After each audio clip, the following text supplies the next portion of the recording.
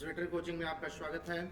और अब हम लोग ऑर्गेनिज्म एंड पॉपुलेशन पढ़ चुके हैं। अब हम लोगों को इकोसिस्टम करना है और हम लोग इकोसिस्टम करते हैं और संडे को इसका टेस्ट भी है। और मैं बार बार बता रहा हूँ कि जब भी आप पढ़िए तो एनसीईआरटी ले करके पढ़िए, तब ज़्यादा समझ में आएगा और खूब मेहनत से एक एक लाइन हमको देखते हुए चलना है, ठीक है ना।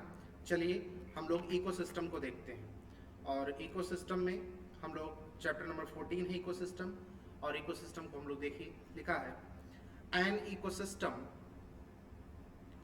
Can be visualised as a functional unit of nature.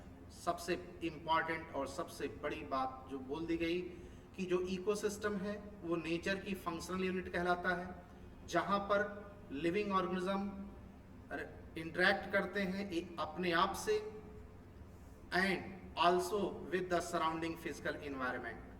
ये आपको ध्यान देना है। कहा गया है एक इकोसिस्टम नेचर की फंक्शनल यूनिट कहलाता है। आपसे पूछा जाएगा नेचर की फंक्शनल यूनिट क्या है, तो आप कहोगे इकोसिस्टम। ध्यान रखिएगा, नेचर की फंक्शनल यूनिट क्या है तो आपको बताना पड़ेगा नेचर की जो फंक्शनल यूनिट है इकोसिस्टम है। इस इकोसिस्टम में जहां पर तमाम तरीके के जीव रहते हैं और वो आपस में एक दूसरे से इंटरेक्ट करते हैं और अपने सराउंडिंग, अपने चारों तरफ के फिजिकल इन्वायरमेंट से भी इंटरेक्ट करते हैं। फिजिकल इन्वायरमेंट कहने का मतलब है कि जो टेम्परेचर है, जो सॉइल है, जो लाइट है, उससे भी इंटरेक्ट करते हैं, उसकी बात किया गया है। उसको हम लोग इकोसिस्टम कहते हैं। कहा गया इकोसिस्टम क्या है, तो आपको सबसे पहले बताना पड़ेगा इकोसिस्टम के लिए जब हम लोग बात करते हैं कि जहां पर कोई जीव रहता है, एक वो एरिया, और उस एरिया में वो इकोसिस्टम है। इकोसिस्टम छोटा भी हो सकता है, इकोसिस्टम बड़ा भी हो सकता है, इकोसिस्टम परमानेंट भी हो सकता है, इकोसिस्टम टेम्परेरी भी हो सकता है। आपको ये बात भी आपको जानना पड़ेगा। इस बात का ध्यान रखते हुए ही आपको ये करना है। इकोसिस्टम की अगर हम लोग बात करें, एक ऐसी एरिया जहां पर कोई जीव रहता है, वो अपने लोगों से इंटरेक्ट करता है और अपने सराउंडिंग से या इंटरेक्ट करता है, जिसको हम लोग फिजिकल इन्वायरमेंट कह रहे हैं। वहां पर जो लाइट है, जो टेम्परेचर है, इन सब से भी इंटरेक्ट करता है, उसकी बात किया गया है।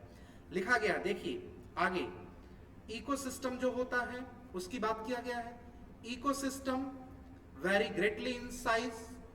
इकोसिस्टम साइज में वेरी करता है, फ्रॉम ए स्मॉल पॉन्ड से लेकर के लार्ज फॉरेस्ट तक की एरिया को हम लोग, या समुद्र की एरिया को हम लोग क्या कहते हैं, इकोसिस्टम।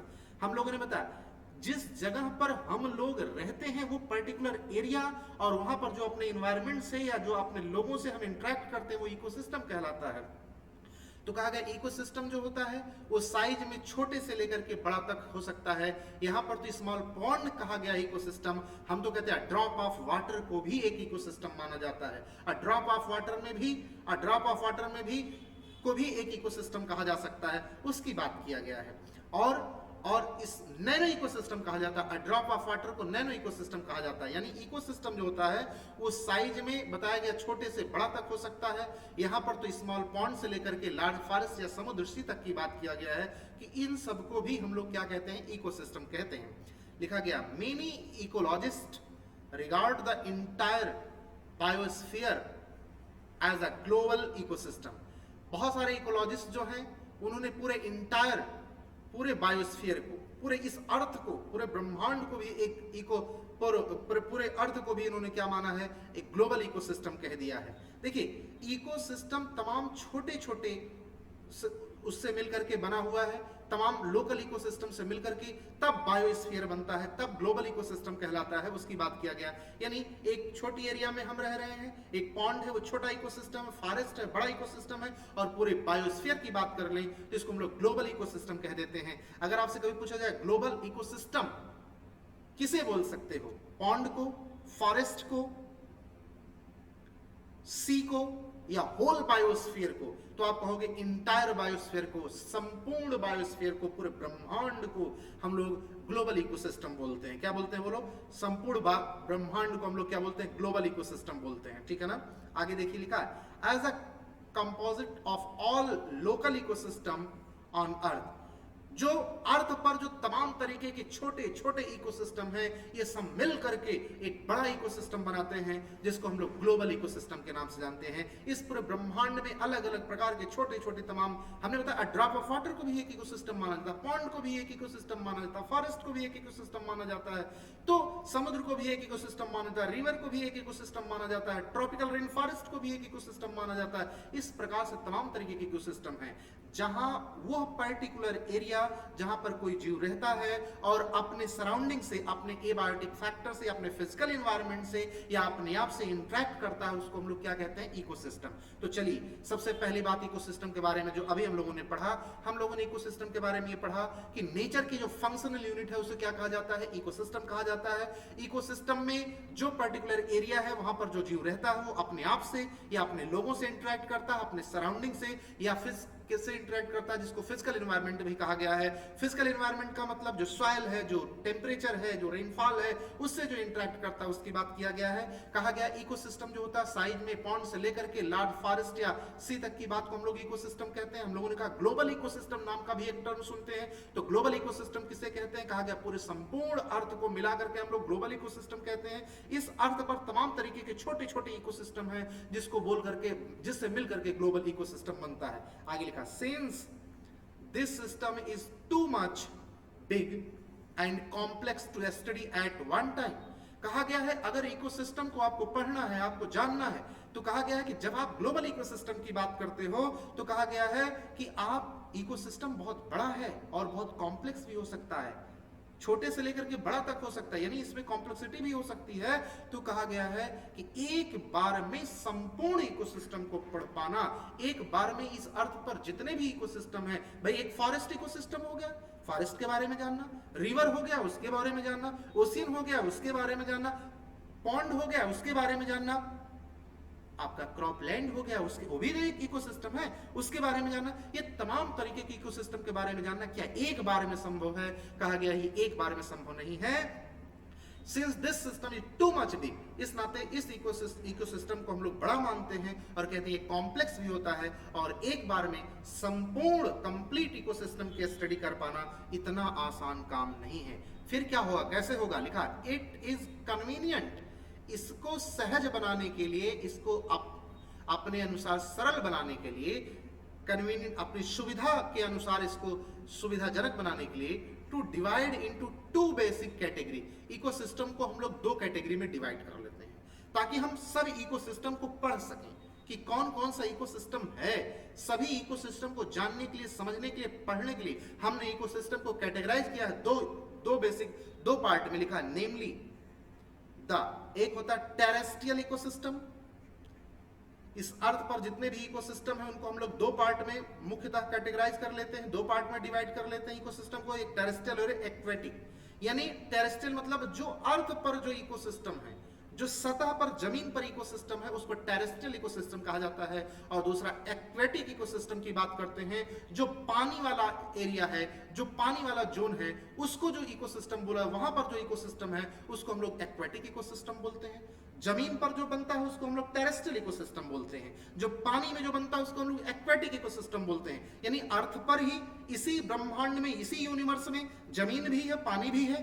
तो अब जमीन पर कौन कौन से इकोसिस्टम पाए जाते हैं, पानी में कौन कौन से कैसे इकोसिस्टम होते हैं, तो इसको पूरा समझने के लिए हम लोगों ने जमीन पर जो इकोसिस्टम बनता है उसको टेरेस्ट्रियल इकोसिस्टम कहा, और पानी में जो इकोसिस्टम पाया जाता है उसको हम लोग एक्वेटिक इकोसिस्टम कहा। यानी इकोसिस्टम को समझने के लिए, पढ़ने के लिए बताया गया कि अगर इकोसिस्टम को पढ़ना, बस ऐसा नहीं कि एक टाइम में सारे इकोसिस्टम को पढ़ सकते हो, अगर एक टाइम में सारे इकोसिस्टम को नहीं पढ़ सकते हो और इकोसिस्टम को समझना ही है, तो इकोसिस्टम को समझने के लिए दो पार्ट डिवाइड किया, टेरेस्ट्रियल एंड एक्वेटिक इकोसिस्टम। आपसे डायरेक्ट सीधा एग्जांपल पूछा जाता है, टेरेस्ट्रियल इकोसिस्टम का एग्जांपल बताइए, एक्वेटिक इकोसिस्टम का। तो यहां पर दिया भी गया है, देखिए क्या लिखा गया है, फॉरेस्ट, ग्रासलैंड, डेजर्ट और some example of terrestrial ecosystem. जितना इंपॉर्टेंट हो सकता है इतना इंपॉर्टेंट बना लीजिए यहां से, फॉरेस्ट, ग्रासलैंड, डेजर्ट, ये किसका एग्जांपल है, टेरेस्ट्रियल इकोसिस्टम का।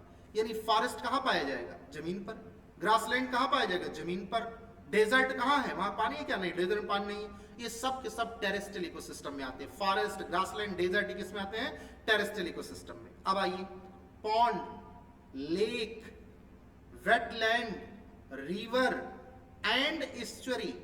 अब ईस्चुरी का मतलब क्या होता है, जहां पर, बहुत ध्यान दीजिएगा, हम इसको फिर से बोल रहे हैं, और अगर आप जब पढ़ते समय कॉपी पेन भी लेकर के बैठे होंगे तो आप लिखेंगे।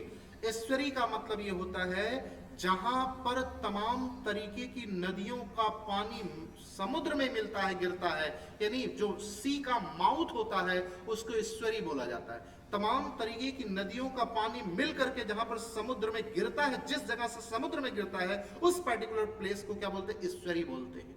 यानी पॉन्ड को पूछा जाए ये किस इकोसिस्टम में आता है, कहोगे एक्वेटिक इकोसिस्टम में। लेक किस इकोसिस्टम में आता है, कहोगे एक्वेटिक इकोसिस्टम में। आपसे पूछा जाएगा वेटलैंड ये किस इकोसिस्टम में आता है, आपको कोई कंफ्यूजन नहीं होना चाहिए, एक्वेटिक इकोसिस्टम में। रिवर किस में आता है, एक्वेटिक इकोसिस्टम में। ईस्चुरी जो समुद्र का मुंह जिसको बोला जाता है उसको पूछा जाए ईस्चुरी, तो आप कहोगे ये जो है क्या नाम है, एक्वेटिक इकोसिस्टम में आता है। और some example of aquatic ecosystem, ये ऐसे कुछ एग्जांपल हैं किसके, एक्वेटिक इकोसिस्टम के। अब यहां से और इंपॉर्टेंट बन जाता है, इसको आपको और ध्यान देना है, बहुत ज्यादा इंपॉर्टेंट बन जाता है। क्रॉप फील्ड यानी जहां पर आप खेती करते हो, crop field and aquarium are may also be considered as a man made ecosystem. यानी क्रॉप फील्ड को मैन मेड इकोसिस्टम क्यों कहा गया, क्योंकि खेती हम डिसाइड करते हैं कि इस पर्टिकुलर प्लेस में, इस पर्टिकुलर खेत में हम कौन से प्रकार की फसल उगाना चाहेंगे, तो उस प्रकार की क्रॉप फील्ड तैयार होगी। तो कहा गया है जो खेती हम लोग करते हैं, क्रॉप फील्ड जो है जहां पर खेती किया जाता है उसको हम लोग मैन मेड इकोसिस्टम बोलते हैं। एक्वेरियम, एक्वेरियम शीशे का एक जार होता है जिसमें पानी भरा रहता है, मछलियां रहती है, इसको एक्वेरियम बोला जाता है।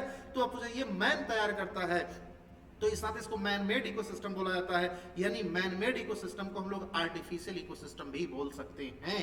मैन मेड इकोसिस्टम को हम लोग आर्टिफिशियल इकोसिस्टम भी बोल सकते हैं। तो आपको ये जानना है, अगर आपसे पूछा जाएगा जरा हमें बताइए टेरेस्ट्रियल इकोसिस्टम का एग्जांपल बताइए, आप कहोगे फॉरेस्ट है, ग्रासलैंड है, डेजर्ट है, ये टेरेस्ट्रियल इकोसिस्टम का एग्जांपल है जो जमीन पर पाए जाते हैं। जरा एक्वेटिक इकोसिस्टम का एग्जांपल बताइए, पॉन्ड है, लेक है, वेटलैंड है, रिवर है, ईस्चुरी है, ये एक्वेटिक इकोसिस्टम का एग्जांपल है।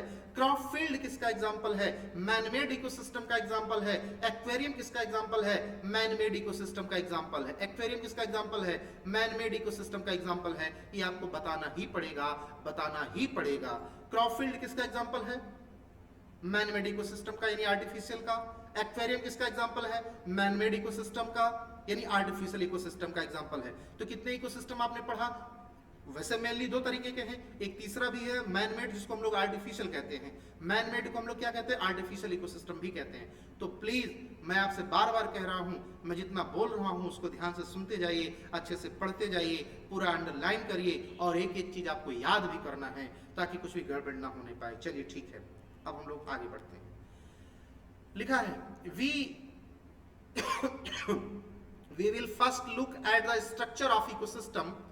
सबसे पहले कहा गया हम लोग जो भी कोई इकोसिस्टम होता है उसका स्ट्रक्चर हम लोग देखेंगे या देखते हैं in order to appreciate input. उस इकोसिस्टम में कैसा प्रोडक्टिविटी है, ट्रांसफर ऑफ एनर्जी यानी वहां जो फूड है वो फूड चेन के माध्यम से एक जगह से दूसरी जगह कैसे ट्रांसफर हो रहा है, या फूड वेव है, या न्यूट्रिएंट साइकिल कैसे चलती है, यानी एनर्जी फ्लो। इकोसिस्टम जब देखते हैं तो हमें वहां की प्रोडक्टिविटी भी देखना होता है, वहां एनर्जी फ्लो कैसे हो रहा है, फूड चेन के माध्यम से हो रहा है, फूड वेव के माध्यम से हो रहा है, न्यूट्रिएंट साइक्लिंग हो रही कैसे हो रही है, एंड आउटपुट मतलब डिग्रेडेशन यानी उस पर्टिकुलर इकोसिस्टम में जो प्रोडक्टिविटी हुई है उसका डिकम्पोजिशन कैसे हो रहा है, वहां पर एनर्जी लॉस, एनर्जी आ कैसे रही, फिर एनर्जी लॉस इस इकोसिस्टम में किस प्रकार से हो रहा है, ये सब हमें देखना होता है। और जब हम ये सब देखते हैं तो हम लोग कहते हैं इकोसिस्टम का हम लोग स्ट्रक्चर देख रहे हैं।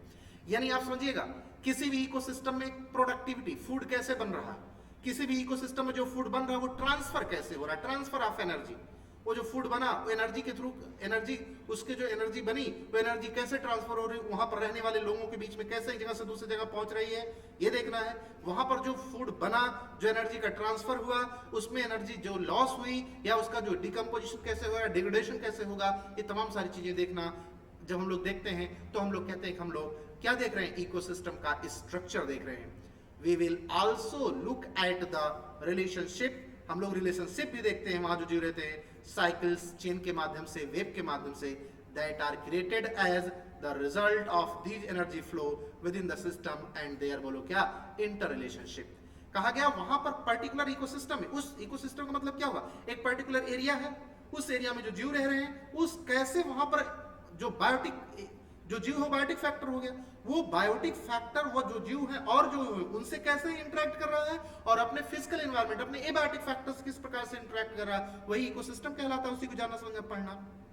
तो अब पर्टिकुलर एरिया में मान लीजिए एक छोटा इकोसिस्टम पॉन्ड है, एक इकोसिस्टम फॉरेस्ट है, हमें यहाँ पर देखना है कि यहाँ पर प्रोडक्टिविटी कैसे हो रही है, यहाँ पर जो फूड बन रहा है मतलब प्रोडक्टिविटी मतलब फूड बनना, जो यहाँ पर एनर्जी बन रही है वो ट्रांसफर कैसे हो रही है, वहां पर जो लोग हैं एक दूसरे का रिलेशन किस प्रकार से है उस पर्टिकुलर विद इन सिस्टम में, उसी को हमको जानना है और हमको समझना है। तो जब हम ये सब देखते हैं तो हम लोग इसका मतलब इकोसिस्टम का क्या देख रहे होते हैं, स्ट्रक्चर देख रहे होते हैं। क्या देख रहे होते हैं बोलो, स्ट्रक्चर देख रहे होते हैं। आगे आइए, इकोसिस्टम और इकोसिस्टम में कहा गया स्ट्रक्चर और उसका हमको फंक्शन देखना है, बहुत इंपॉर्टेंट है, इतना इंपॉर्टेंट है कि मैं बता नहीं सकता हूं, आपको इसको पूरा ध्यान देना ही होगा और अच्छे से ध्यान देना होगा। देखिए लिखा है in chapter 13 you have looked at the various component of the environment. आपने चैप्टर 13 बताया गया तमाम तरीके के एबायोटिक और बायोटिक वेरियस तमाम तरीके के कंपोनेंट देखे हैं। यस, आप बताइए जरा, अब यहीं पर मैं आपसे पूछता हूं, एबायोटिक मींस क्या होता है, नॉन लिविंग, बायोटिक मींस क्या होता है, लिविंग। एबायोटिक का एग्जांपल बताइए, हमने बताया light, temperature, soil, pH, humidity, rainfall etcetera, ये सब क्या है, एबायोटिक फैक्टर है। बायोटिक फैक्टर का आप एग्जांपल बताइए, तब हमने बताया था कि हम लोग कहते हैं प्लांट की बात करते हैं, एनिमल की बात करते हैं, माइक्रोब्स की बात करते हैं, ये बायोटिक फैक्टर के एग्जांपल होते हैं, ये हम लोगों को देखा है। आगे देखिए, you study how the individual biotic and abiotic factor affect each other and their surrounding. कहा गया है कि हम लोग अब स्टडी करेंगे कि जो बायोटिक और एबायोटिक फैक्टर है वो किस प्रकार से अपने सराउंडिंग में किस प्रकार से उनका इफेक्ट पड़ता है, उनका असर किस प्रकार से है, अब इसको हमको देखना। लिखा है individual biotic and abiotic factor affect each other, एक दूसरे को किस प्रकार से। बायोटिक कोई पर्टिकुलर एरिया है, तब इकोसिस्टम कब बनेगा, किसी पर्टिकुलर एरिया में जब बायोटिक और एबायोटिक फैक्टर दोनों होंगे और दोनों आपस में एक दूसरे से इंटरेक्ट कर रहे होंगे, तभी इकोसिस्टम का फॉर्मेशन होगा। कहा गया अब वही हम देखेंगे कि बायोटिक एबायोटिक फैक्टर का एक दूसरे पर क्या इफेक्ट पड़ता है और वहां पर बायोटिक और एबायोटिक फैक्टर अपने सराउंडिंग में किस प्रकार से क्या इफेक्ट डालता है, उसको हम लोग को देखना है। देखिएगा क्या लिखा है, let us look at this component in more integrated manner, see how the flow of energy takes place within these component of the ecosystem। और हम लोगों को ये देखना है कि इस पर्टिकुलर जो हमारा इकोसिस्टम है उस पर्टिकुलर इकोसिस्टम में किस प्रकार से एक सीक्वेंस एक मैनेज वे में एनर्जी का ट्रांसफर हो रहा है, एक जगह से दूसरी जगह एनर्जी किस प्रकार से इकोसिस्टम में ट्रांसफर कर रही है, इसको भी हम लोगों को देखना है। अब देखिए आगे क्या लिखा गया है, बहुत इंपॉर्टेंट है, हम किसी भी लाइन को नहीं छोड़ेंगे। देखिए लिखा है interaction of biotic and abiotic component, जब रिजल्ट इन बोलो क्या physical structure that are characteristic of each type of ecosystem. कहा गया जब बायोटिक और एबायोटिक कंपोनेंट को इंट्रैक्ट करते हैं तो उनके रिजल्ट स्वरूप जो स्ट्रक्चर जो फिजिकल स्ट्रक्चर बनता है उसकी हम लोग बात करते हैं, वो इकोसिस्टम तैयार होता है, उसको हम लोगों को देखना है। लिखा है आइडेंटिफिकेशन एंड न्यूमेरिएशन, यानी किसी भी पर्टिकुलर इकोसिस्टम में आइडेंटिफिकेशन करना, न्यूमेरिएशन मतलब उनकी गणना करना of plant and animal species of an ecosystem give its species composition. बहुत इंपॉर्टेंट, बहुत इंपॉर्टेंट। कहा कि किसी भी इकोसिस्टम में अगर हम किसी कौन सी स्पीसीज है उसको हम आइडेंटिफाई करना चाहते हैं और वो स्पीसीज की हम गणना करना चाहते हैं कि पर्टिकुलर इकोसिस्टम में कौन सी स्पीसीज कितनी संख्या में है और कौन सी स्पीसीज है किसी भी एरिया में, यानी किसी भी इकोसिस्टम में हम अगर ये देखना चाहें कि वहां पर किस प्रकार की स्पीसीज है, यानी आइडेंटिफाई किया और उसकी संख्या क्या है, तो इसको हम लोग कहते हैं, ये क्या क्या बताता है, स्पीसीज का कंपोजिशन बताता है। क्या बताता है बोलो, स्पीसीज का कंपोजिशन। लिखा है किसी भी एरिया में किसी प्लांट का किसी एनिमल का जो हम आइडेंटिफिकेशन करते हैं और उसकी हम लोग गणना करते हैं, तो वो किसको बताता है? उस पर्टिकुलर इकोसिस्टम में स्पीसीज का कंपोजिशन बताता है। अब आगे देखते हैं, और यहां से ये नीट के पॉइंट ऑफ व्यू से बहुत ज्यादा इंपॉर्टेंट है, इतना ज्यादा इंपॉर्टेंट है कि मैं क्या बताऊं। यहां से vertical distribution of different species occupying different level is called stratification. Stratification किसे कहा जाता है, ये आपसे पूछा जाएगा।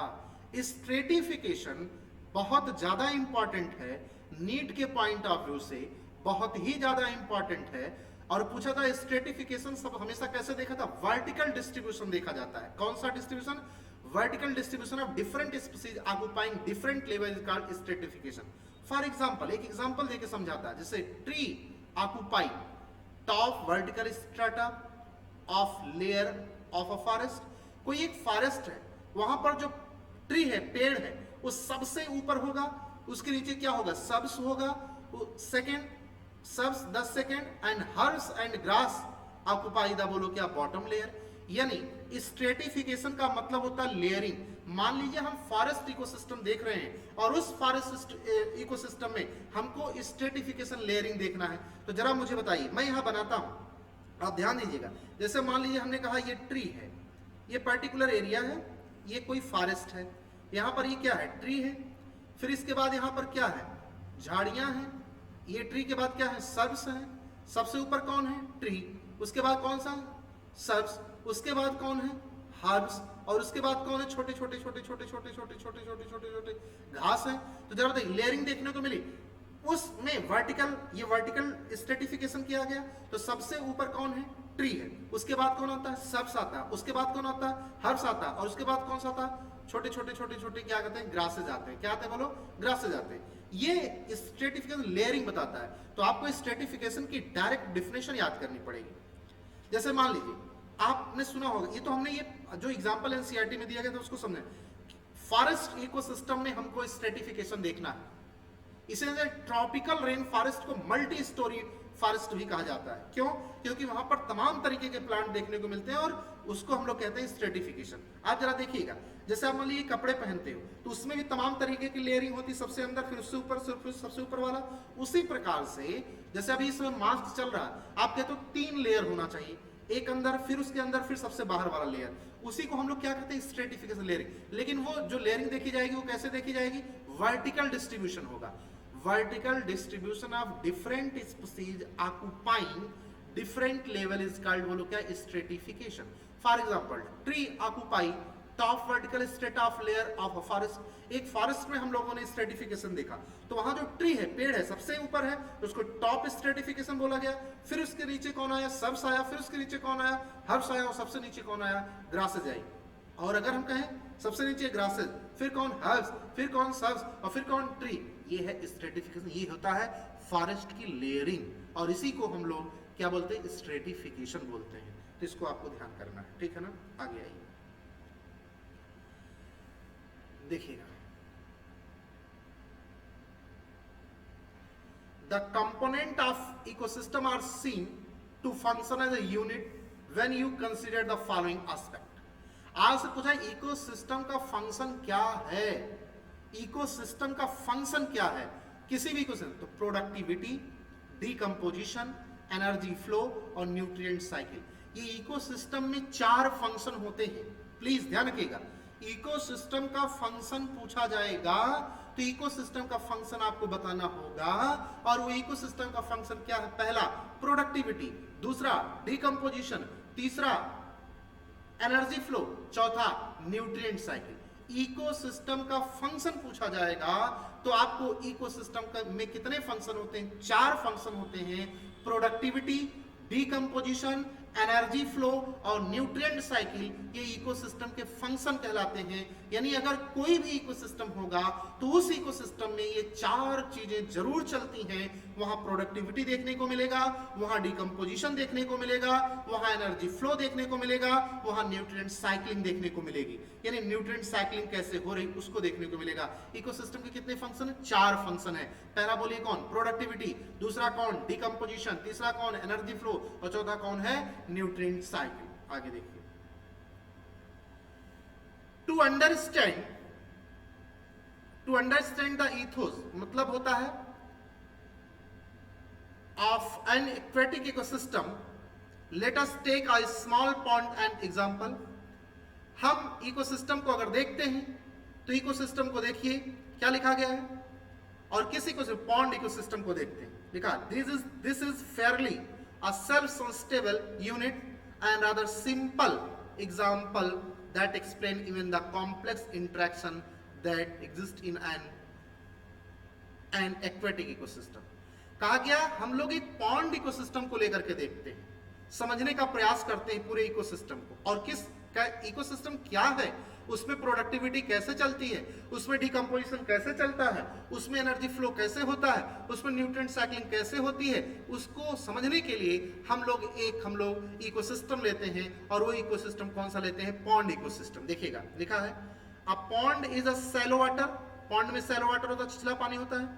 Body in which all the above mentioned four basic component, कहा गया है, of an ecosystem are well spread. कहा गया है हम लोग पॉन्ड इकोसिस्टम को अगर लेकर के देखें तो पॉन्ड इकोसिस्टम में जो ऊपर चार इकोसिस्टम के फंक्शन बताए गए हैं, प्रोडक्टिविटी, डिकम्पोजिशन और एनर्जी फ्लो और न्यूट्रिएंट साइक्लिंग, ये चारों आसानी से हम लोग देख सकते हैं। आगे देखिएगा लिखा है the abiotic component is the water with all the dissolved inorganic and organic substance in and the rich soil deposit at the बोलो क्या bottom of the plant। कहा गया एबायोटिक कंपोनेंट इज द बोलो क्या है? पॉन्ड में water ही हो गया, और वहां पर तमाम तरीके के डिजॉल्व, उस वाटर में ऑर्गेनिक मैटर डिजॉल्व है और इनऑर्गेनिक मैटर डिजॉल्व है, और वहां पर एबायोटिक कंपोनेंट के रूप में दूसरा सॉइल भी देखने को मिल रहा है। वो कहां? जो पॉन्ड है उसके बॉटम पर बैठा हुआ है, पॉन्ड जो है, जो तालाब है, उसके तली पर बैठा हुआ है। आगे देखिएगा दूसरा क्या लिखा गया है? The solar input, solar radiation जो आ रहा है, the cycle of the temperature, उसके बाद जो टेम्परेचर हो रहा है, वहां की डे लेंथ और other climatic condition regulate the rate of the बोलो क्या function of entire pond ecosystem. Solar radiation जो है, जो टेम्परेचर है वहां पर सोलर रेडिएशन के द्वारा, सोलर रेडिएशन आ रही है, उससे जो टेम्परेचर मेंटेन हो रहा है, वो कह रहा है पूरे इंटायर पॉन्ड के पूरे इकोसिस्टम को वो रेगुलेट करा रहा है। आगे अब द ऑटोट्रॉफिक कंपोनेंट। अब भैया आपसे पूछा जाएगा ऑटोट्रॉफिक मतलब फूड, ये बनाने वाला। ऑटोट्रॉफिक मतलब क्या? जो अपना फूड स्वयं बनाए, और वही तभी तो प्रोडक्टिविटी होगी। द ऑटोट्रॉफिक कंपोनेंट इंक्लूड, वहां पर कौन है? The phytoplankton, some algae and the floating submerged and marginal plant found at the below edge मतलब किनारे पर पाए जा सकते हैं। कहा गया है पॉन्ड इकोसिस्टम में अगर हमको देखना है तो वहां पर ऑटोट्रॉफ कौन है? जो अपना फूड स्वयं बनाए। तो कहा गया वहां पर पॉन्ड इकोसिस्टम में ऑटोट्रॉफ फाइटोप्लैंक्टन को माना गया है, या वहां पर कुछ एल्गी हो सकती हैं, या फ्लोट कर रही हूं, या सबमर्ज प्लांट जो फ्लोटिंग करने वाले हैं, या जो पॉन्ड के किनारे पर तमाम तरीके के प्लांट पाए जाते हैं, वो वहां पर क्या हो सकते हैं? बेटो ऑटोट्रॉफिक की भूमिका अदा कर सकते हैं प्लांट में। और ऑटोट्रॉफिक प्रोडक्टिविटी का मतलब सन से सोलर रेडिएशन लेगा, वही फोटोसिंथेसिस करेगा, तो तभी तो प्रोडक्टिविटी होगी। तो यानी पॉन्ड में हमने प्रोडक्टिविटी भी देख लिया, पॉन्ड में हम लोगों ने जो है तमाम तरीके के एबायोटिक फैक्टर भी देख लिया, सॉइल को देख लिया, वाटर को देख लिया। इसकी बात समझ रहे हैं? तो अगर आपसे पूछा जाए कि पॉन्ड में ऑटोट्रॉफ्स कौन है, तो कहोगे फाइटोप्लैंक्टन, कुछ एल्गी, कुछ floating submerge and marginal plant भी पाए जाते हैं पॉन्ड में, जो पॉन्ड के किनारे पाए जा सकते हैं, उनको भी हम लोग क्या बोलते हैं? ऑटोट्रॉफ बोलते हैं। आगे अब पॉन्ड में कंज्यूमर कौन है? The consumers are represented by zooplanktons. जरा मुझे बताइए किसी वाटर बॉडी में प्रोड्यूसर कौन होगा? यानी ऑटोट्रॉफिक फाइटोप्लैंक्टन। और जरा मुझे बताइएगा उसको फाइटोप्लैंक्टन को खाने वाले कौन होंगे? जूप्लैंक्टन, यानी कंज्यूमर, कंज्यूम करने वाला। जो प्रोडक्टिविटी हुई, जो फाइटोप्लैंक्टन ने जो फूड बनाया, उसको खा कौन रहा है? जूप्लैंक्टन। ये क्या हुए, कंज्यूमर हुए। पॉन्ड में कंज्यूमर कौन हुआ, zooplankton, the free swimming and bottom dwelling forms. The decomposers are, अब वहां डिकम्पोजर्स कौन है, जो डिकम्पोज करने का काम करेंगे, कहा गया है decomposers are fungi, bacteria and flagellates specially abundant in the, बोलो क्या, बॉटम ऑफ द पॉन्ड। उसकी बात किया गया, यहाँ पर डिकम्पोजर्स कौन है, फंजाई है, बैक्टीरिया है, कौन है, फ्लैगलेट्स है, जो पाए जाते हैं specially abundant in the bottom of the, बोलो का, कहां पाए जाते हैं वो, बॉटम ऑफ द पॉन्ड पाए जाते हैं। वो कौन हो गए, डिकम्पोजर्स हो गए। This system perform all the function of an ecosystem and the biosphere as, बोलो क्या, होल। अब आपको पॉन्ड इकोसिस्टम को देख करके ये समझ में आ गया कि जो किसी भी इकोसिस्टम का फंक्शन होता है, यानी इकोसिस्टम में क्या होना चाहिए, प्रोडक्टिविटी होना चाहिए, इकोसिस्टम में डिकम्पोजिशन होना चाहिए, इकोसिस्टम में एनर्जी का फ्लो होना चाहिए, इकोसिस्टम में न्यूट्रिएंट साइक्लिंग चलनी चाहिए। तो जो ये चल रहा है, जो इकोसिस्टम का मेन फंक्शन है, ये हम तभी किसी को इकोसिस्टम मानेंगे जब वहां पर ये चार चीजें हमें दिखाई पड़ेंगी। तो पॉन्ड इकोसिस्टम देखने के बाद ये सब आपको आसानी से दिखाई पड़ जा रहा है। कहोगे सर एक बार फिर से बताइए, आपको समझ नहीं पा रहे क्या कह रहे हैं। अरे भैया पॉन्ड लिया, वहां पर हम देख रहे वाटर है, वाटर कौन सी फैक्टर में आता है, एबायोटिक फैक्टर में आता है। सोलर रेडिएशन है, किसमें आता है, एबायोटिक फैक्टर में आता है। फाइटोप्लैंक्टन है, वो फोटोसिंथेसिस कराने का काम करेगा। एल्गी है, फोटोसिंथेसिस कराने का काम करेगा। ये किसमें आता है, ऑटोट्रॉप में आता है। उसको खाने का काम कौन करेगा, कंज्यूम करने का काम कौन करेगा, जूप्लैंक्टन्स करेंगे। उसको डिकम्पोज करने का काम कौन करेगा, जो खाएंगे उनको डिकम्पोजिशन काम करेगा, फंजाई बैक्टीरिया है। नेचर की यूनिवर्सल डिकम्पोजर माने गए फंजाई बैक्टीरिया। फ्लैगलेट्स, कुछ फ्लैगलेट्स हैं जो स्पेशली पाए जाते हैं, जो है पॉन्ड के बॉटम पर पाए जाते हैं। ये तमाम तरीके के चीजों को देखने के बाद तो इकोसिस्टम का जो फंक्शन होना चाहिए वो पॉन्ड इकोसिस्टम को देखने के बाद समझ में आ जाता है कि कैसे पूरे बायोस्फीयर में इकोसिस्टम पर चल रहा होगा। Conversion of inorganic into organic material with the help of, बोलो क्या, radiant energy of sun by the autotrophs.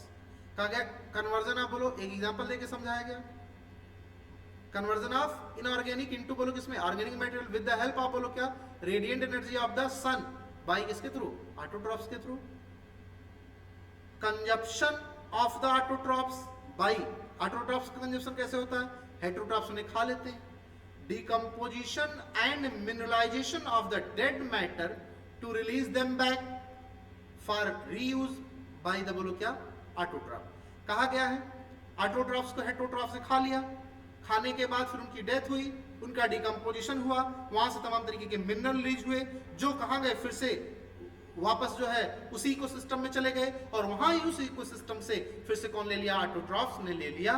इसको हम लोग, और ये कैसे हो रहा अभी समझाएंगे। आप अभी समझो, जब आप ये समझोगे, सर ये आपने बताया सर एक पॉन्ड इकोसिस्टम लिया, पॉन्ड इकोसिस्टम में आपने ऑटोट्रॉफ भी बता दिया, समझ में आ गया ऑटोट्रॉफ कौन है, तो बता दो कौन है, फाइटोप्लैंक्टन है पॉन्ड इकोसिस्टम में ऑटोट्रॉफ। यानी किसी भी वाटर बॉडी में जो है ऑटोट्रॉफ्स कौन होगा, यानी फोटोसिंथेसिस करने वाला कौन होगा, तो आपने कहा फाइटोप्लैंक्टन है, कुछ एल्गी है, या कुछ ऐसे होते हैं फ्लोटिंग या सबमर्ज टाइप के प्लांट हो सकते हैं, या कुछ मार्जिनल प्लांट हो सकते हैं। चलिए और ये भी बता दीजिए उसको खाने वाला कौन है, आपने कहा सर जूप्लैंक्टन हमने जान लिया, खा सकते हैं।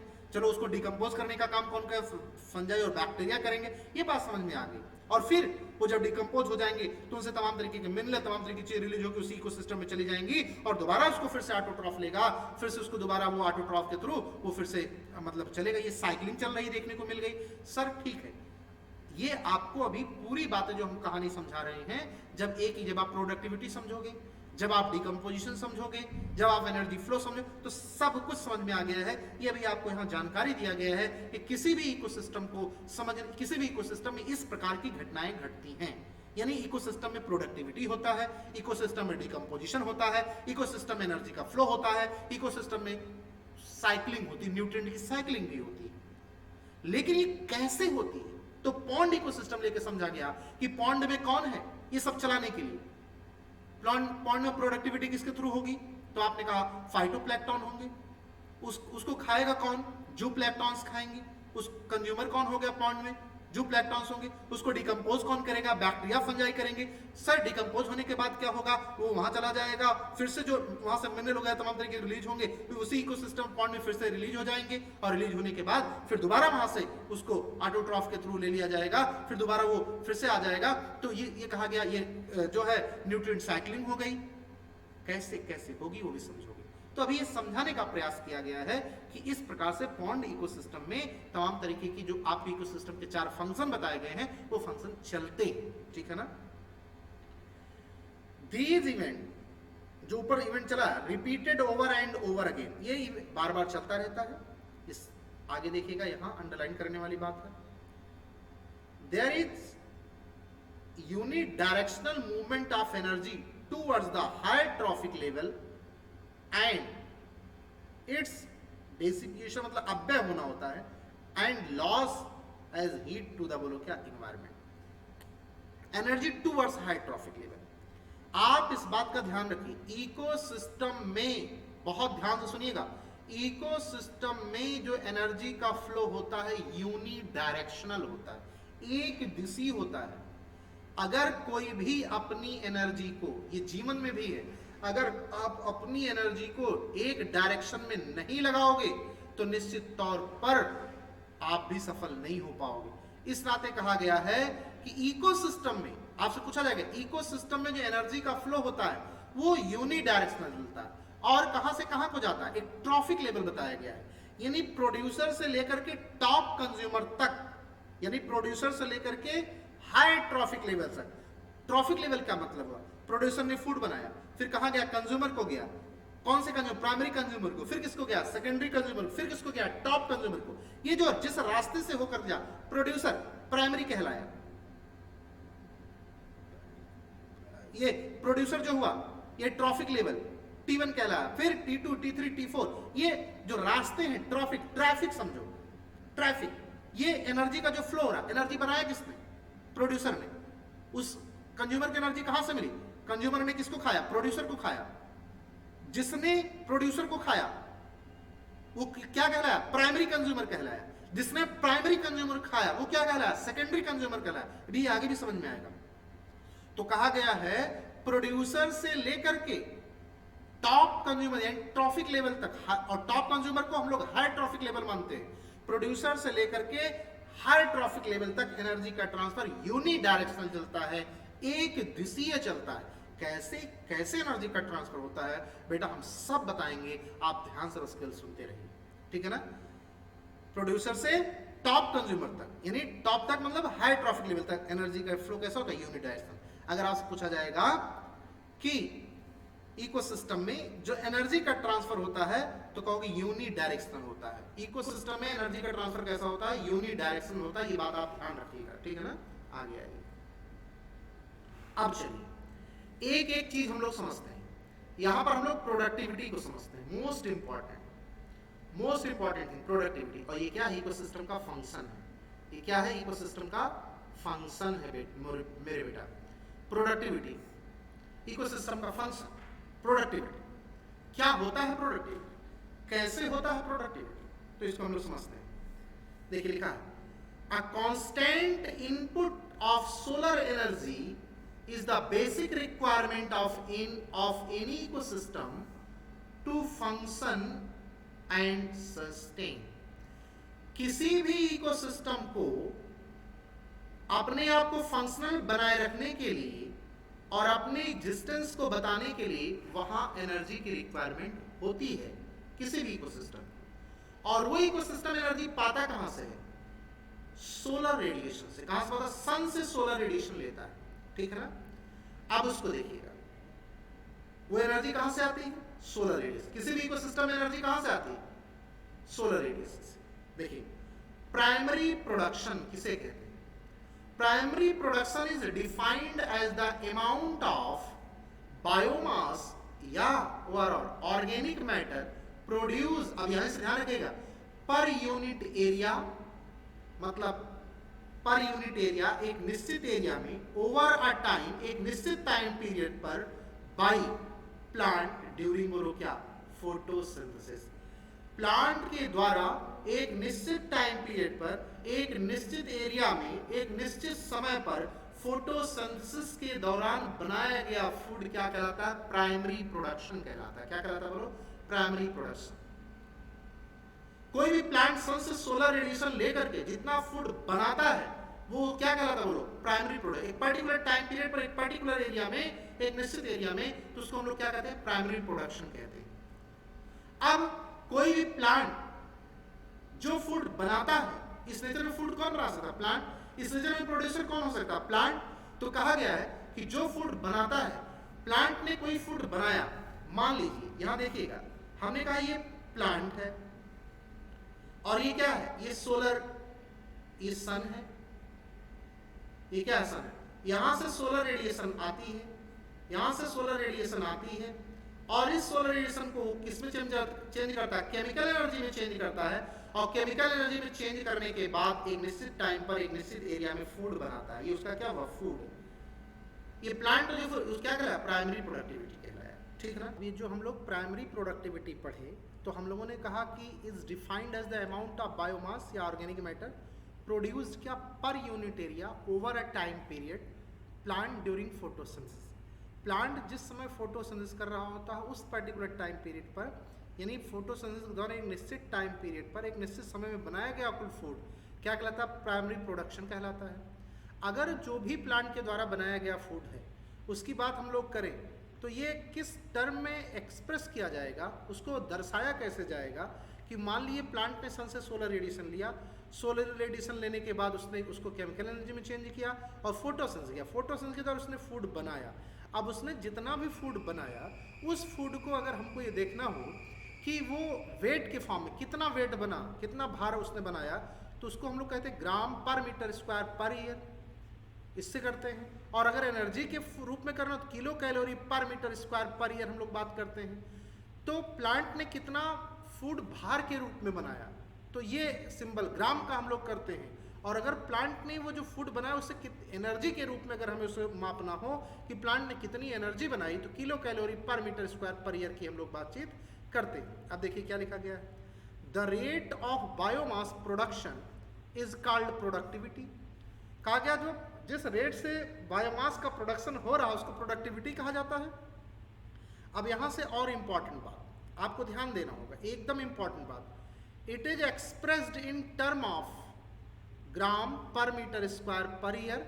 वही बताया गया ना कि ये इसको दर्शाया किस रूप में जाता है? प्लांट ने जो फोटोसिंथेसिस करने के दौरान एक निश्चित टाइम पीरियड पर, एक निश्चित समय में जो फूड बनाया सन से सोलर रेडिएशन लेकर के, उसको वेट के फॉर्म में अगर हमको दर्शाना हो तो ग्राम per metre square per year याद रखिएगा। और अगर उसको हमको एनर्जी के फॉर्म में तो kilo calorie per metre square per year की बात हम लोग चीज करते हैं। यानी अगर आपसे पूछा जाए कि प्लांट के द्वारा बनाए फूड को कितने रूप में दर्शाया जा सकता है, दो, एक तो वेट के फॉर्म में, एक तो एनर्जी के रूप में। वेट के फॉर्म में अगर कहेंगे तो ये आपको उसका सिंबल होगा, और अगर किलो कैलोरी की एनर्जी के फॉर्म में कहेंगे तो kilo calorie per metre square per year की ये उसका फार्मूला होगा। यानी दो रूप में दर्शाया जा सकता है, एक तो वेट के फॉर्म में, एक तो एनर्जी के फॉर्म में। वेट के फॉर्म में अगर फार्मूला लिखा होगा तो वेट के फॉर्म का फार्मूला ये होगा, और अगर एनर्जी के फॉर्म का फार्मूला होगा तो ये होगा kilocalorie per metre square per year. ठीक, आगे देखिए, to compare the productivity of different ecosystem. अब अगर हम लोग बातचीत करें कि क्या हर इकोसिस्टम की प्रोडक्टिविटी एक समान होगी, ऐसा नहीं है, अलग अलग इकोसिस्टम की प्रोडक्टिविटी अलग अलग हो सकती है। इसी बात को it can divide into grass primary productivity GPP and net primary productivity NPP. कहा गया जो प्रोडक्टिविटी है, अब इस प्रोडक्टिविटी को हम लोगों ने दो प्रकार से डिवाइड किया। प्लांट के द्वारा जो बनाया गया फूड है उसको हम लोगों ने दो टर्म में डिवाइड किया, एक जीपीपी और एक NPP. GPP grass primary productivity होता है, एनपीपी नेट प्राइमरी प्रोडक्टिविटी होता है, इसको हम लोग बोलते हैं एनपीपी। तो आपको ध्यान रखना है जीपीपी और एनपीपी। अब देखिएगा क्या होता है जीपीपी और क्या होता है एनपीपी, ये आपसे पूछा जाएगा। लिखा है, grass primary productivity of an ecosystem is the rate of production of organic matter during photosynthesis. अब आपसे पूछा गया ग्रास प्राइमरी प्रोडक्टिविटी किसे कहते हैं? कहा गया ग्रास प्राइमरी प्रोडक्टिविटी किसी इकोसिस्टम की वह प्रोडक्टिविटी है जो ऑर्गेनिक मैटर जब जो फूड के रूप में बनाता है फोटोसिंथेसिस के दौरान कुल उसका जो फूड बनता है वो ग्रास प्राइमरी प्रोडक्टिविटी कहलाएगा। आप कह सकते हो सर आप हमें ये बताइए आपके पास एक प्राइमरी प्रोडक्टिविटी है एक ग्रास प्राइमरी प्रोडक्टिविटी है, सर दोनों में हमें दिक्कत हो रही है, आप दोनों को समझाइए। तो आप सिंपल देखिए क्या लिखा, defined as the amount of biomass या ऑर्गेनिक मैटर प्रोड्यूस्ड, क्या यहाँ लिखा, पर यूनिट एरिया, एक निश्चित एरिया में ओवर एक निश्चित टाइम पीरियड पर प्लांट के द्वारा फोटोसिंथेसिस के दौरान बनाया गया फूड।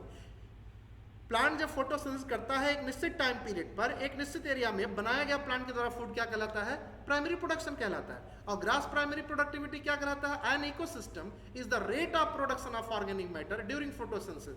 उसमें एक निश्चित टाइम पीरियड की बात नहीं किया गया, कहा गया प्लांट के द्वारा बनाया गया जो इकोसिस्टम में प्लांट के द्वारा बनाया गया जो फोटोसिंथेसिस के द्वारा बनाया गया फूड है उसको हम लोग क्या कुल फूड को क्या कहते हैं, ग्रास प्राइमरी प्रोडक्टिविटी कहते हैं। अब देखिए क्या लिखा, a considerable amount of GPP is utilized by plant in respiration।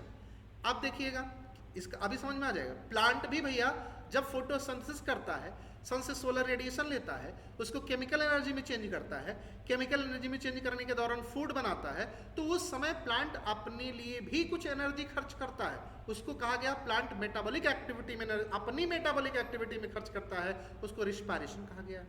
अब देखिए क्या लिखा है, ग्रास प्राइमरी प्रोडक्टिविटी माइनस, ध्यान रखिएगा, gross primary productivity minus respiration loss R को हम लोग क्या कहते हैं, नेट प्राइमरी प्रोडक्टिविटी कहते हैं। जीपीपी माइनस आर बराबर एनपीपी होता है। अब इस बात को आपको समझना ही पड़ेगा, जीपीपी माइनस आर बराबर एनपीपी, यानी प्लांट के द्वारा बनाया गया जो संपूर्ण फूड है उसमें से आर घटा दिया जाए। आर क्या है, प्लांट ने मान लिया 100 केजी फूड बनाया तो उसका कुछ हिस्सा वो अपने को मेंटेन करने के लिए अपनी मेटाबॉलिक एक्टिविटी के लिए खर्च करेगा। अब उसने जो खर्च किया उसके बाद जो बचता है वो क्या कहलाया, आर। अब इसको ऐसे दूसरे तरह समझिएगा, मान लीजिए एक दिन की हमारी कुल आमदनी 100 रुपए है, ठीक, ये हमने कुल हमारी आमदनी 100 रुपए है। अब उस 100 रुपए में से हम अपने डेली के खर्चे के लिए भी कुछ तो पैसा खर्च करेंगे, 10-5 रुपए चाय पानी में खर्च करेंगे। हमने मान लिया 10 रुपए खर्च कर दिया तो हमारी कमाई कितनी, 100, खर्च कितना किया 10, बचा कितना 90, जो बचा वही क्या है, एनपीपी है। उसी प्रकार से प्लांट ने जितना फूड बनाया, बनाने के बाद अब उसका उसमें से जितने उसने आर जो रिस्पायरेशन में खर्च कर दिया, मेटाबॉलिक एक्टिविटी में खर्च कर दिया, खर्च करने के बाद जो प्लांट के पास बचा वो क्या कहलाया, बोलो, नेट प्राइमरी प्रोडक्टिविटी कहलाया। क्या कहलाया, बोलो, नेट प्राइमरी। यानी जीपीपी माइनस आर बराबर क्या होता है, एनपीपी, नेट प्राइमरी प्रोडक्टिविटी।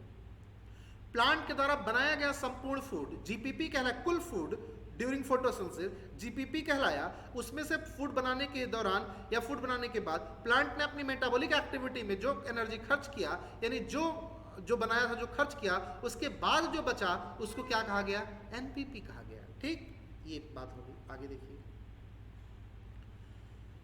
अब ये और इंपॉर्टेंट बात, नेट प्राइमरी प्रोडक्टिविटी सब अपने आप में इंपॉर्टेंट लाइन है, is available biomass for the consumption to heterotroph. कहा गया नेट प्राइमरी प्रोडक्टिविटी वह अवेलेबल बायोमास है, जो नेट प्राइमरी प्रोडक्टिविटी बताया गया बचा हुआ वह बायोमास है जो हेटेरोट्रॉफ को मिलता है, जिसको हेटेरोट्रॉफ प्राप्त कर सकता है। और हेटेरोट्रॉफ में कौन बताया गया आ सकते हैं, वो हर्बिवोर हो सकते हैं, वो कौन हो सकते हैं, डिकम्पोजर हो सकते हैं, उसकी बात किया गया। यानी प्लांट ने फूड बनाया, बनाने के बाद कुछ एनर्जी उसने अपने लिए खर्च कर लिया, उसके बाद जो बचा एनपीपी कहलाया। अब किसी को अगर उसको उस फूड को जाकर के खाना है तो उसको वही तो मिलेगा जो प्लांट के पास बचा है। वही बात लिखा गया, नेट प्राइमरी प्रोडक्टिविटी अवेलेबल वह अवेलेबल बायोमास है for the consumption to heterotroph, जो हेटेरोट्रॉफ के लिए बचता है, उसकी बात किया गया है। आगे आइए कि देखिएगा, अब कहा गया सेकेंडरी प्रोडक्टिविटी, इंपॉर्टेंट बात है। सेकेंडरी प्रोडक्टिविटी को हम लोग एसपी नाम से भी जानते हैं। SP, secondary productivity is defined as the rate of formation of new organic matter by consumers. Secondary productivity is defined as the rate of formation of new organic matter by consumer. इसको आपको एकदम as it is याद कर लेना। अब क्या है किसको सेकेंडरी प्रोडक्टिविटी कहा जाएगा, एसपी किसे कहा जाएगा। आपको तीन चीजें ध्यान रखनी है। एक आपको जीपीपी ध्यान रखना है, एक आपको एनपीपी ध्यान रखना है, एक आपको एसपी ध्यान रखना है। GPP grass primary productivity, NPP net primary productivity, SP secondary productivity. तो कहा गया है अब मान लीजिए प्लांट ने कोई फूड बनाया था, जितना भी कुल बनाया उसका ग्रास प्राइमरी प्रोडक्टिविटी कहलाया, उसमें से जो उसने खर्च कर दिया अपने लिए वो उसका आर कहलाया, रिस्पायरेशन या मेटाबॉलिक एक्टिविटी में खर्च कर दिया, उसके खर्च करने के बाद जो बचा वो नेट प्राइमरी प्रोडक्टिविटी कहलाया। अब बताइए कंज्यूमर जो प्लांट को खाने वाला है, जो कंज्यूम करने वाला है, यानी जो हर्बीवोर है, जो प्लांट को खाता है वो हर्बीवोर कहलाता है, और किसी को खाने वाला क्या कहता है, कंज्यूमर। वो हर्बीवोर प्लांट को गया खाने के लिए। अब बताइए प्लांट को खाने के बाद जो हर्बीवोर जो फूड पाया, यानी कंज्यूमर जो फूड पाया, हर्बीवोर यानी क्या कह सकते हैं, कंज्यूमर जो फूड पाया, उसके पास जो फूड आया उसी को तो हम लोग क्या कहेंगे, सेकेंडरी प्रोडक्टिविटी। क्या कहेंगे बोलो, सेकेंडरी प्रोडक्टिविटी। कंज्यूमर के द्वारा बनाया गया फूड सेकेंडरी प्रोडक्टिविटी का। अब कंज्यूमर क्या नेचर से फूड बना सकता, नहीं, वो किससे फूड लेगा, वही प्लांट ने जो फूड बनाया है वो प्लांट से जितना फूड पाएगा वही क्या कहलाएगा, कंज्यूमर का सेकेंडरी प्रोडक्टिविटी कहलाएगा। क्या कहलाएगा, सेकेंडरी प्रोडक्टिविटी।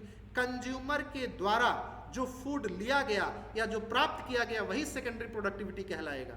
बात समझ रहे हैं, ये सेकेंडरी प्रोडक्टिविटी हो गया। आगे देखिएगा,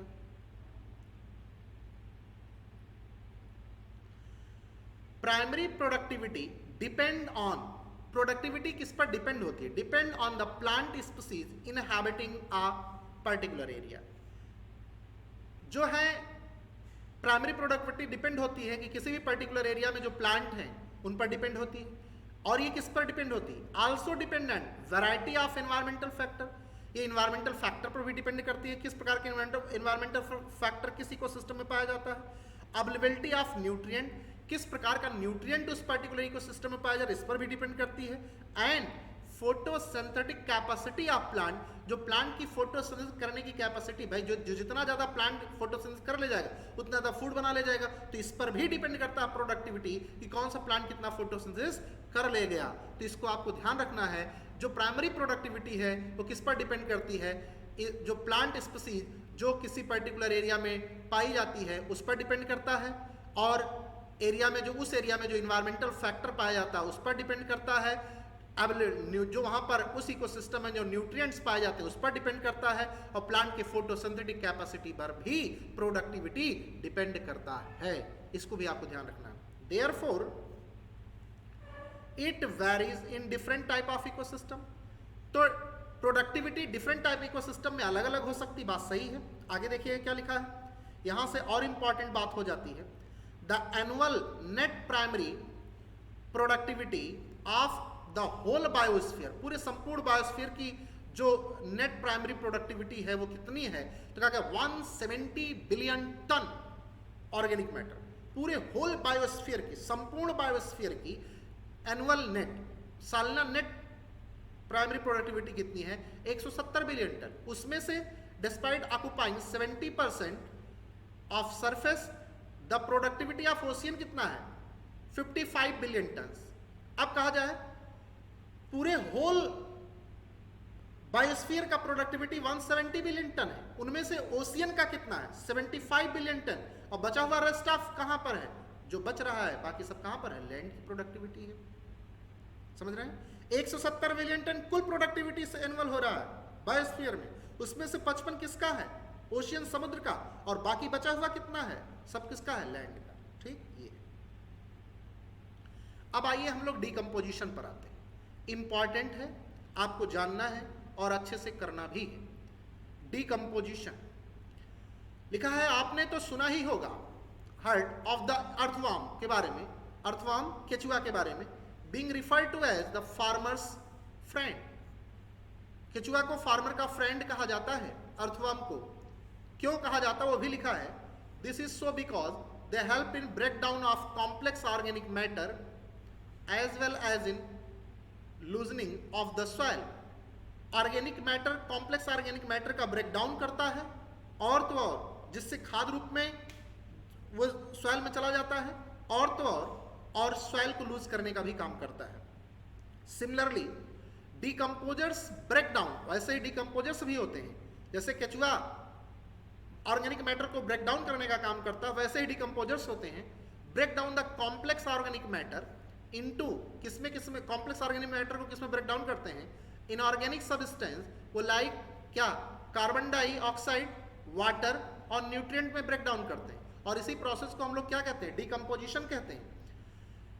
कहा गया है डिकम्पोजिशन की अगर हम लोग बात करें तो जो डिकम्पोजर्स होते हैं, जो डिकम्पोज करने वाले होते हैं, कोई भी हमारे पास जो और कॉम्प्लेक्स ऑर्गेनिक मैटर होता है उसको जो लोग मिट्टी में मिलाने वाले काम करते हैं, जो डिकम्पोज करने का काम करते हैं, वो क्या करते हैं, कॉम्प्लेक्स ऑर्गेनिक मैटर को inorganic substance like carbon dioxide, water या न्यूट्रिएंट्स में ब्रेक डाउन करते हैं, और इसी प्रोसेस को हम लोग क्या कहते हैं, डिकम्पोजिशन कहते हैं। ये प्रोसेस क्या कहलाता है, डिकम्पोजिशन कहलाता है। अब देखिएगा यहां से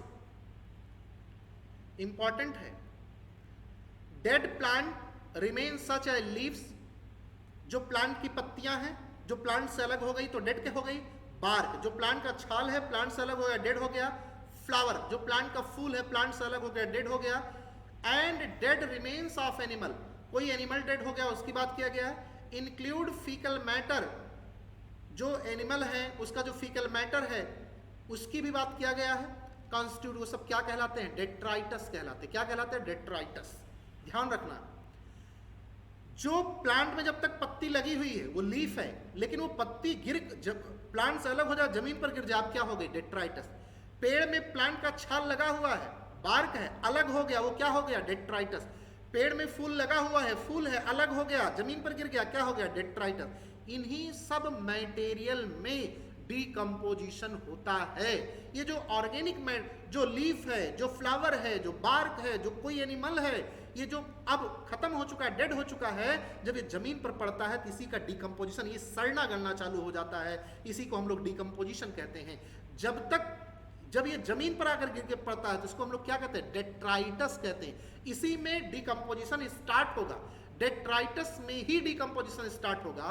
और कहा गया है which is the raw material for, बोलो क्या, डिकम्पोजिशन, इसी का डिकम्पोजिशन होता है। तो पूछा जाएगा डेट्राइटस क्या है, कहोगे freshly fallen leaf, bark, flower, dead animal, faecal matter, इन सबको डेट्राइटस कहते हैं। इसका डिकम्पोजिशन जरूरी है और इसी को डिकम्पोज करने के लिए डिकम्पोजर्स इसी का डिकम्पोजिशन करते हैं, लिखा गया है। अब देखिएगा, the important step in the process, और एक चीज और, डेट्राइटस को हम लोग लीटर भी कहते हैं। डेट्राइटस को हम लोग क्या कहते हैं, लीटर।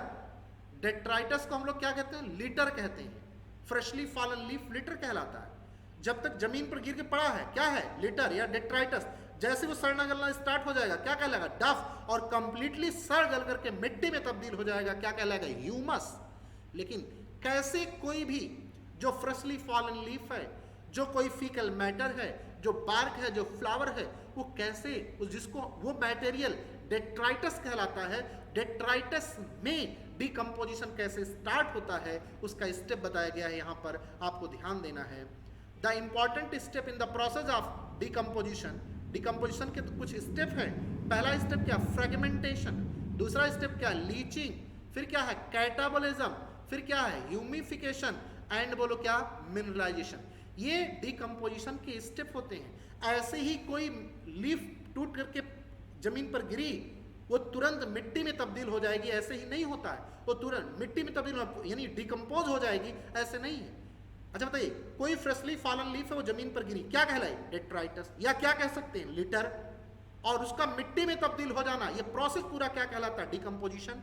तो क्या यूं ही बस तुरंत गिरी तुरंत मिट्टी में तब्दील, नहीं, उसका प्रोसेस होता है, डिकम्पोजिशन का प्रोसेस होता है। डिकम्पोजिशन के कितने प्रोसेस होते हैं, important step in the process of decomposition, कितने स्टेप होते हैं, पहला फ्रेगमेंटेशन, दूसरा लीचिंग, तीसरा कैटाबोलिज्म, अगला ह्यूमिफिकेशन, एंड क्या क्या, और दूसरा मिनरलाइजेशन। ये सब स्टेप हैं डिकम्पोजिशन के। जो फ्रेशली फॉलन लीफ है, जो बार्क है, जो फ्लावर है, जो डेड एनिमल है, जो फीकल मैटर है, उसको डिकम्पोज करने के जो स्टेप है, उसको मिट्टी में तब्दील करने के जो स्टेप हैं, जो कदम उठाए जाते हैं, कैसे उसका डिकम्पोजिशन होता है, वो सब इसके स्टेप हैं। Fragmentation, leaching, catabolism, humification and mineralization, ये डिकम्पोजिशन के स्टेप होते हैं, ये आपको ध्यान रखना है। अब देखिए, डायरेक्ट पूछा गया, डेट्राइओरस यानी डेट्राइटस को जो डिकम्पोज करते हैं, डेट्राइओरस कहते हैं। एक एग्जांपल यहां दे दिया गया, अर्थवर्म। डेट्राइओरस को जो डेट्रायोरस हैं, जिसको हम लोग अर्थवाम कहते हैं, जो डेट्राइटस को डिकम्पोज करने वाले हैं उनको डेट्रायोरस बोला जाता है।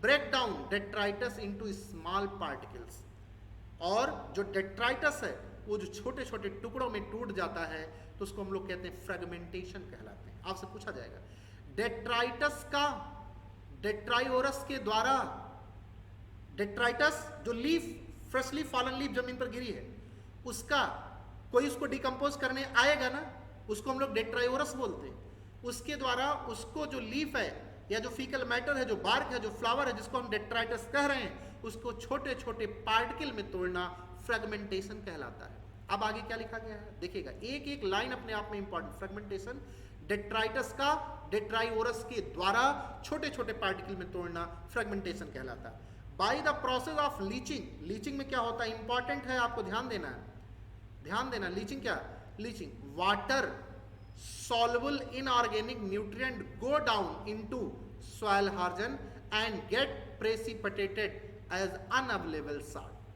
कहा गया है लीचिंग वह प्रोसेस होती है, लीचिंग के द्वारा वाटर सॉल्युबल जो इन लीचिंग प्रोसेस के दौरान वाटर सॉल्युबल जो इनऑर्गेनिक न्यूट्रिएंट होते हैं वो सॉइल जमीन के अंदर चले जाते हैं, गो डाउन सॉइल के अंदर चले जाते हैं एंड वो प्रेसिपिटेट हो जाते हैं अनअवेलेबल साल्ट के रूप में। इस प्रोसेस को हम लोग लीचिंग कहते हैं। इन और वाटर सॉल्युबल इनऑर्गेनिक न्यूट्रिएंट का, वाटर सॉल्युबल इनऑर्गेनिक न्यूट्रिएंट का सॉइल के हॉर्जन में यानी जमीन की लेयर में यानी जमीन के अंदर पानी के द्वारा जमीन के अंदर चले जाना, क्या कर रिस रिस करके जो जमीन के अंदर चले जाते हैं और वो अनअवेलेबल साल्ट के रूप में प्रेसिपिटेट हो जाते हैं। इस प्रोसेस को लीचिंग कहा जाता है। फिर से कह दे रहे हैं by the process of leaching, leaching process के दौरान वाटर सॉल्युबल इनऑर्गेनिक न्यूट्रिएंट कहाँ जाते हैं, go down into soil horizon and get precipitated as unavailable salt के रूप में। इस प्रोसेस को कहा जाता है क्या, इस प्रोसेस को कहा जाता है लीचिंग। अब आगे देखिएगा, bacterial and fungal enzymatic degraded enzyme degrade detritus. भैया बैक्टीरिया और फंजाई इस दुनिया का, इस नेचर का यूनिवर्सल डिकम्पोजर कहलाता है। जो डेट्राइटस है उसको डिकम्पोज करने के लिए, जितने भी प्रकार के डेट्राइटस होते हैं उनको डिकम्पोज करने की नेचर का यूनिवर्सल, जिसको नेचर ने भेजा है कि जो वेस्ट मेटेरियल इसको जाओ डिकम्पोज करो, वो कौन है, बैक्टीरिया और फंजाई। यूनिवर्सल डिकम्पोजर कहलाते हैं bacteria fungi. Bactrian and fungal enzyme degrade करते हैं डेट्राइटस को इनटू, बोलो किसमें, सिंपल इनऑर्गेनिक सब्सटेंस, और ये प्रोसेस क्या कहलाता है, catabolism.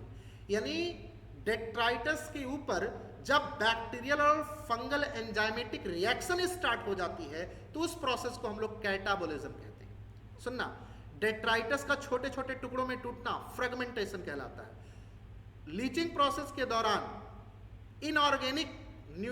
Inorganic water soluble inorganic nutrient का जमीन के अंदर पानी के द्वारा रिस रिस के जमीन के अंदर चले जाना क्या कहलाता है, लीचिंग कहलाता है। और बैक्टीरिया और फंजाई का डेट्राइटस पर एंजाइमेटिक रिएक्शन क्या कहलाता है, कैटाबोलिज्म कहलाता है। क्या कहलाता है, कैटाबोलिज्म। आगे देखिएगा, it is important to note that all the above step is in decomposition operate simultaneously on detritus.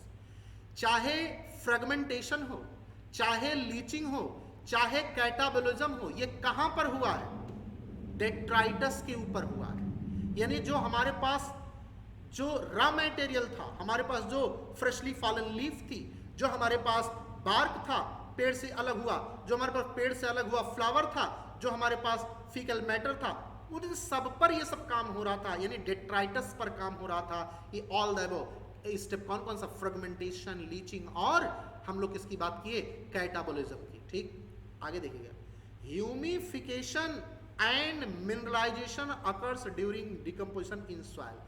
अब आपसे पूछा जाएगा ह्यूमिफिकेशन एंड मिनरलाइजेशन कहां होता है, तो कहोगे अकर्स ड्यूरिंग डिकम्पोजिशन के दौरान कहां होता है, सॉइल में होता है, क्योंकि उसको एंजाइमेटिक रिएक्शन करके उसको लीचिंग के द्वारा, फ्रेगमेंटेशन के द्वारा, ये तो डेट्राइटस पर होता है, अब उसको लगभग वो मिट्टी में तब्दील कर चुके होते हैं। तो कहा गया ह्यूमिफिकेशन एंड मिनरलाइजेशन, डिकम्पोजिशन की ये भी एक प्रोसेस है, वो कहाँ होती है, तो कहा गया डिकम्पोजिशन के दौरान ये सॉइल में ये प्रोसेस होती है। ध्यान सुनिएगा, फ्रेगमेंटेशन, लीचिंग और कैटाबोलिज्म कहाँ होता है? डेट्राइटस पर होता है। कौन करता है? बैक्टीरिया, फंजाई करता है। और ह्यूमिफिकेशन और मिनरलाइजेशन ये कहाँ होता है? कहोगे डिकम्पोजिशन के दौरान, ये सॉइल में चलने वाली प्रोसेस है। कहाँ चलने वाली प्रोसेस है? सॉइल में चलने वाली प्रोसेस है, ह्यूमिफिकेशन एंड मिनरलाइजेशन। आगे देखिएगा, ह्यूमिफिकेशन लीड्स, अभी हम दिखाते हैं, आगे देखिएगा, humification leads to accumulate, important है, यानी ह्यूमस का बनना, to dark coloured amorphous substance called humus, यानी मिट्टी में बन जाना। अब आपसे पूछा जाता है ह्यूमस कैसा होता है? डार्क कलर्ड एमॉर्फस सब्सटेंस कहलाता है ह्यूमस, जो क्या होता है? That is highly resistant to microbial action, ये माइक्रोबियल एक्शन के लिए हाईली रेजिस्टेंट होता है, पूछा जाता है, ठीक है ना। And undergo decomposition at an extremely slow rate, ये आपको ध्यान रखना पड़ेगा। Being colloidal in nature, it serve as the reservoir of nutrient, ये ह्यूमस रिजर्वायर ऑफ न्यूट्रिएंट्स कहलाता है। The humus is further degraded by some microbes and release, उसमें से ह्यूमस से inorganic nutrient occur by the process of, बोलो क्या? Mineralisation. Humus से दोबारा ह्यूमस पर जब माइक्रोबियल एक्शन होता है, कहा गया है ह्यूमस होता है डार्क कलर्ड एमॉर्फस सब्सटेंस होता है, ह्यूमस कहलाता है। कहा गया ये हाईली रेजिस्टेंस होता है माइक्रोबियल एक्शन के लिए। यहां डिकम्पोजिशन ह्यूमस पर, ह्यूमस का डिकम्पोजिशन होता ही नहीं, एक्सट्रीमली स्लो रेट लिखा है। कभी आपसे डिकम्पोजिशन किसका होता है? डेट्राइटस का। क्या ह्यूमस का डिकम्पोजिशन होता? नहीं। ध्यान रखिए, ह्यूमस का डिकम्पोजिशन, ह्यूमस तो मिट्टी में बन ही गया है, मिट्टी में तो तब्दील ही हो गया है। आपसे क्वेश्चन पूछा जाएगा किसका डिकम्पोजिशन होता है? कहोगे डेट्राइटस में डिकम्पोजिशन होता है। और किसमें कन्वर्ट हो जाता है? वो ह्यूमस में कन्वर्ट हो जाता है। इसी नाते कहा गया हाईली रेजिस्टेंट होता है माइक्रोबियल एक्शन के लिए। और कहा गया यहां बहुत स्लो रेट में सब कुछ होता है, यानी लिखा गया है। और इसको क्या कहा गया है? Serve as a reservoir of nutrient होता है। लिखा humus further degraded by some microbes, कुछ माइक्रोब्स के द्वारा इसमें दोबारा डिग्रेडेशन चलता है और रिलीज करता है क्या? Inorganic nutrient. और इसी प्रोसेस को क्या कहा गया है? मिनरलाइजेशन। ध्यान रखिएगा। आगे देखिए, decomposition is largely N oxygen requiring process. Important बात ये आपको याद रखनी है, डिकम्पोजिशन जो होता है वो ऑक्सीजन रिक्वायरिंग प्रोसेस होता है। डिकम्पोजिशन के लिए ऑक्सीजन की रिक्वायरमेंट होती है। Decomposition is largely N oxygen requiring process, तो इसको आपको ध्यान रखना है। ये इंपॉर्टेंट स्टेटमेंट है, डायरेक्ट आपसे पूछा जाता है स्टेटमेंट करेक्ट या इनकरेक्ट में। आगे लिखा था rate of decomposition is controlled by chemical composition of detritus and climatic factor. देखिए क्या लिखा गया है? द रेट ऑफ डिकम्पोजिशन, जो डिकम्पोजिशन का रेट है, इज कंट्रोल्ड बाय किसके थ्रू? केमिकल कंपोजिशन ऑफ डेट्राइटस और क्लाइमेटिक फैक्टर के द्वारा। इसको आपको ध्यान करना। In a particular climatic condition decomposition rate is slower if detritus is rich in lignin and chitin। कहा गया है, आपसे पूछा जाएगा कि डिकम्पोजिशन की प्रोसेस स्लो होती है किस कंडीशन में? लिखा गया decomposition rate is slower. Decomposition rate slow होता है कब? जब डेट्राइटस में होता है, ज्यादा होता है लिग्निन और काइटिन। ऐसा डेट्राइटस मटेरियल जिसमें लिग्निन और काइटिन ज़्यादा होता है, उसमें डिकम्पोजिशन की प्रोसेस क्या हो जाती है? स्लो हो जाती है। ये आपको ध्यान रखना है। एंड क्विकर, फास्ट कब होती है? If detritus is rich in nitrogen and water soluble substance like sugar. Important बात है, डिकम्पोजिशन प्रोसेस स्लो कब होती है? जब डेट्राइटस में लिग्निन और काइटिन ज़्यादा अमाउंट में होता है तो उसका डिकम्पोजिशन स्लो होता है, धीरे होता है। और फास्ट कब होता है डिकम्पोजिशन की प्रोसेस? जब डेट्राइटस में नाइट्रोजन और वाटर सॉल्युबल सब्सटेंस जैसे शुगर वगैरह अगर डेट्राइटस में ज़्यादा है तो ये जो होता है तेजी से होता है डिकम्पोजिशन की प्रोसेस। ये आपको ध्यान रखना ही रखना है कि अगर डेट्राइटस में लिग्निन और काइटिन ज़्यादा है तो बताइए डिकम्पोजिशन की प्रोसेस स्लो होगी या फास्ट, स्लो।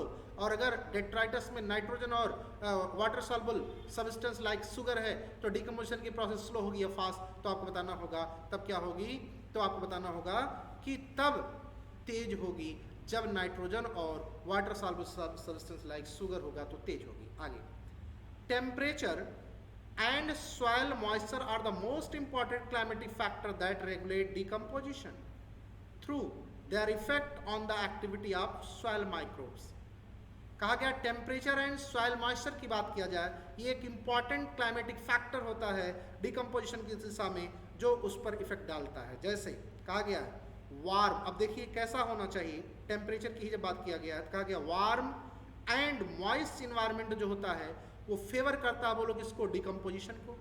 यानी अगर warm and moist environmental condition है तो डिकम्पोजिशन होगा, whereas low temperature, temperature कम हो, एंड एनाएरोबायोसिस यानी ऑक्सीजन क्या हो वहाँ हो कि ना हो तो ये क्या करता है, इनहिबिट डिकम्पोजिशन, ये डिकम्पोजिशन को रोकता है, रिजल्टिंग इन क्या हो जाता है, बिल्डअप ऑफ ऑर्गेनिक मटेरियल। और जब डिकम्पोजिशन नहीं हो पाएगा तो ऑर्गेनिक मटेरियल इकट्ठा होता चला जाएगा।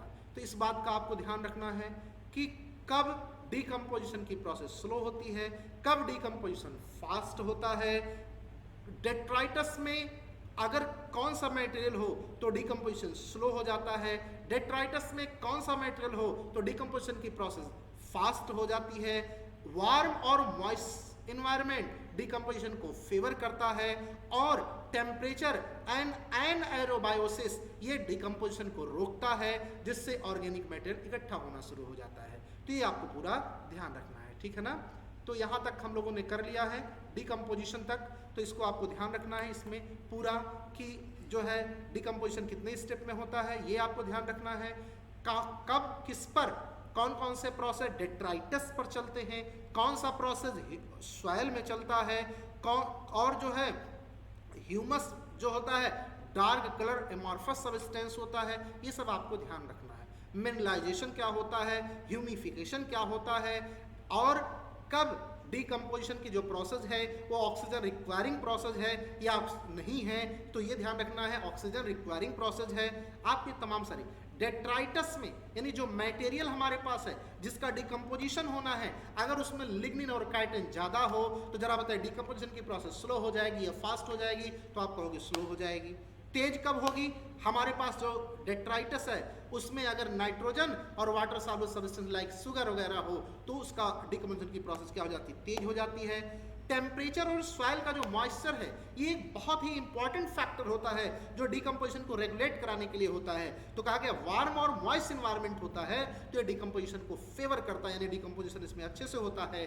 लेकिन अगर टेम्परेचर क्या हो, लो हो टेम्परेचर हो और एनाएरोबायोसिस कंडीशन हो तो डिकम्पोजिशन नहीं हो पाता है अच्छे से, जिससे ऑर्गेनिक मटेरियल इकट्ठा होना चालू हो जाता है। ये पूरा आपको ध्यान रखना है, ठीक है ना।